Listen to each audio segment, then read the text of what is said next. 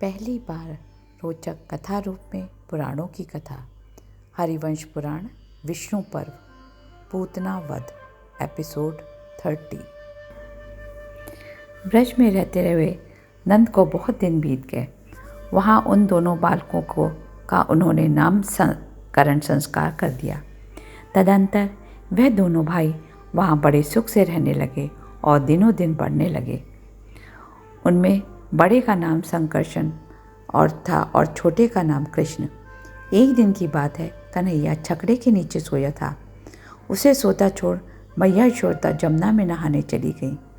इधर कन्हैया बाल लीला करता हुआ अपने दोनों हाथ पैर फेंकने लगा और मधुर स्वर में रोने लगा। रोते रोते पैर मार उसने एक ही पैर के धक्के से छकड़े को औंधा उलट दिया।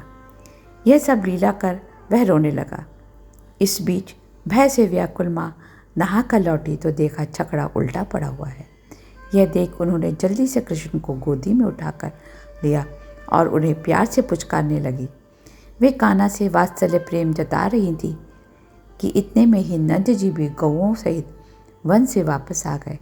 छकड़े को उल्टा देख वह भय से घर के अंदर भागे।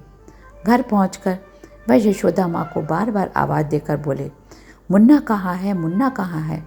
तभी उनकी नज़र पान करते श्री कृष्ण पर पड़ी। तब कहीं उनकी सांस में सांस आई। उन्होंने यशोदा से पूछा, यह छकड़ा कैसे उलट गया। तब यशोदा अपनी अनभिज्ञता जाहिर करते हुए बोली, मैं तो जमुना स्नान को गई थी, लौटी तो इसे उल्टा पाया। तभी वहाँ खड़े बालकों ने राज खोलते हुए कहा, यह कृष्ण ने किया है, हमने अपनी आँखों से देखा। इसने रोते रोते छकड़े पर लात मारी और वह गिर गया। यह सुन वासुदेव विस्मित से हो गए। यही नहीं, वहाँ खड़े सभी को बड़ा आश्चर्य हो रहा था। इतना छोटा सा बालक भला ऐसा कर सकता है। कुछ काल के बाद ब्रज में पक्षी का रूप धारण कर एक राक्षसी आई। इसका नाम पूतना था। यह भोजराज कंस की धाय थी। वह मानवीय स्त्री का भेष धर नंद के घर छुप गई। आधी रात के वक्त जब सब गहरी नींद में थे, उसने श्री कृष्ण के मुख में अपना स्तन दे दिया। कान्हा उस राक्षसी को पहचान गए थे। बस क्या था, लाला कृष्ण ने उसके स्तन से ही उसके प्राणों को खींचने का निश्चय कर लिया। वह स्तन को उसके प्राणों के साथ ही पी गए। तब डर से कराती पूतना चीख मारकर सहसा पृथ्वी पर गिर गई। आवाज़ सुनकर सब जाग गए तो देखा पूतना जमीन पर अचेत पड़ी है और उसका स्तन टूट गया है। यह देख भयानक दृश्य देख सब घबरा गए और आपस में कहने लगे, ये क्या है, ये किसका कर्म है। सब गोप भयभीत हो गए, परंतु कोई भी घटना के कारण का पता ना लगा सका। गोपों के जाने के बाद नंद यशोदा से बोले, ये घटना देख मुझे बड़ा असमंजस हो रहा है। मुझे तो अपने कान्हा के लिए कंस से भय हो रहा है।